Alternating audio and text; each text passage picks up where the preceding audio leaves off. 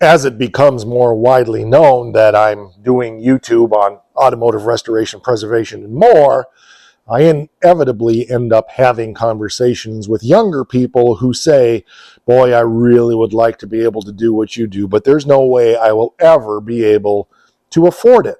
So it's a Talk About It Tuesday, and let's talk about it. I'm Mike, and you're watching My Car Shop. Just got done teaching a webinar on marketing, and I'm exhausted. So if you don't mind, I'm going to sit right here in front of the heater and do this Talk About It. But it was an interesting thing. It happened again to me yesterday that the guy said, I really don't know that much about doing cars like you do, but I know I'll never be able to afford it. I've looked, and it's just all way too expensive. Now, I know that I'm like that logger from Coos Bay, Oregon. I'm just playing my little piano and singing my little songs, as Ray Stevens would say. But I really hate the fact that this is the message that a lot of younger people have about automotive restoration. And I'll own that as much as anybody else in playing part and contributing to that for a large part of my life.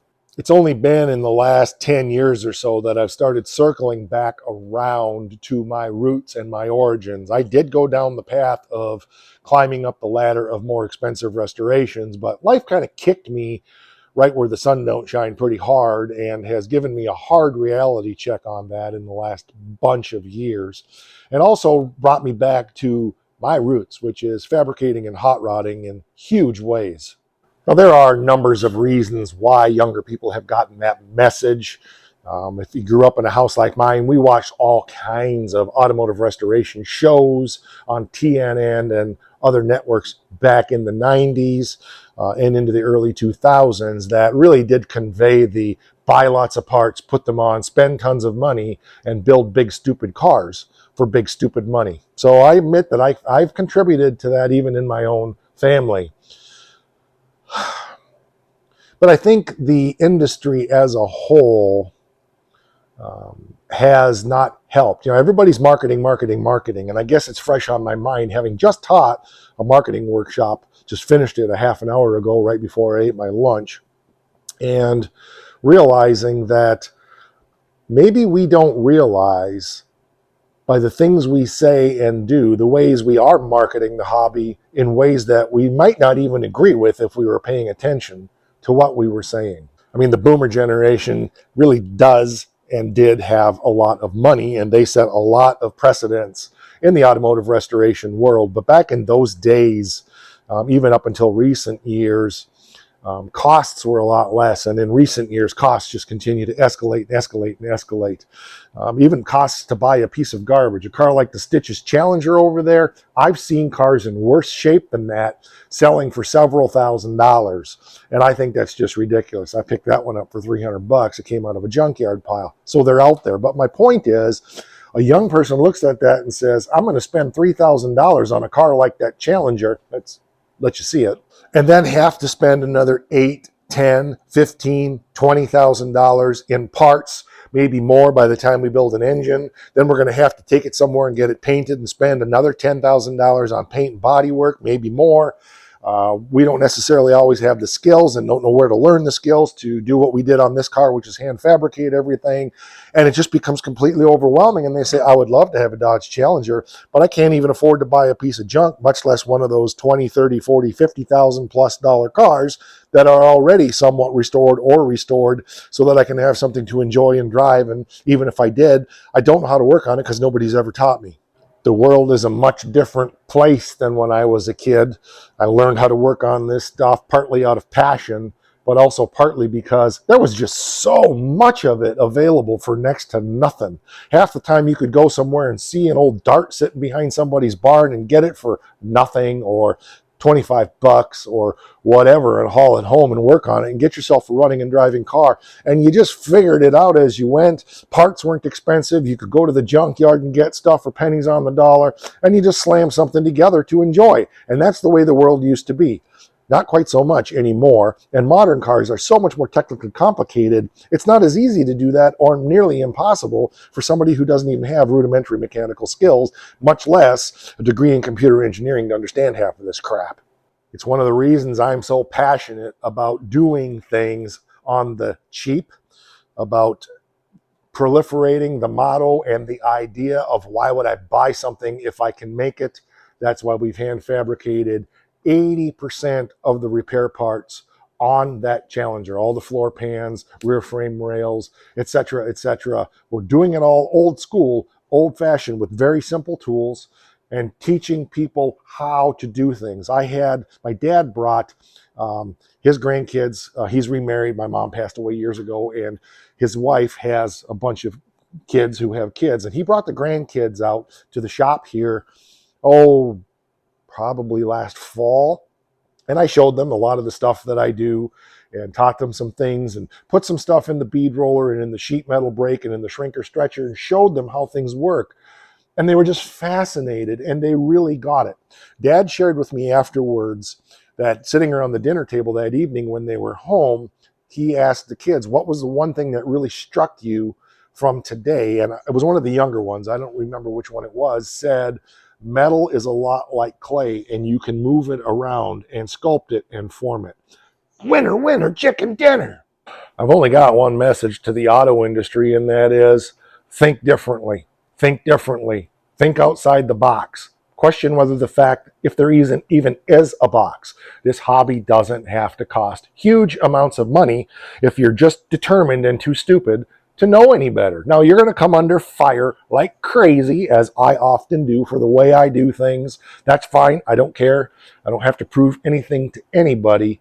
I just like doing what I do. But I do want to see young people be encouraged that it doesn't have to cost big money. You can get some really cool cars for really inexpensive if you're looking in places that people might not look, and sometimes you can get them for really cheap. I mean, let's face it, I've not paid big money for anything that I have around here. Even the GTS, when I bought that car years ago before I tubbed it out, I didn't even pay it. I think I paid $800 for it, I think was what I paid for that car back in the day. Now, that's a long time ago, I know. The Sassy Swinger, I only picked that up for $300, and that was within the last less than 20 years. The Challenger I bought for $300 out of a junkyard pile. I did some trade work for the Golden Mullet. The 47 Ford I picked up for $600. Again, that was a while ago. But those deals are still out there. I bought the Challenger in 2019 for $300. They're still out there. And we've got videos here on the channel talking about that. Well, yeah, but Mike, yeah, you bought the car for that, but you've got to have thousands and thousands and thousands of dollars into that car now as far along as you've got it. I'm telling you, I have almost everything to put this car together except for the hood and the front grille and the front bumper. I got less than $3,000 in this car at this point. It'll be a running and driving car with everything I have. The only thing I'm lacking that I know is going to cost pretty good money is a big block bell housing. I don't have one of those yet, and they are expensive. But I'm still believing that I'm going to find one somewhere for pretty inexpensive, because it's just a matter of how determined you are to find that stuff. What do I anticipate by the time this car is painted? My goal for this Challenger is to have it done for less than $8,000, and that includes all the paint and body work. Well, yeah, but look at the amount of time you have into it. Who cares, right?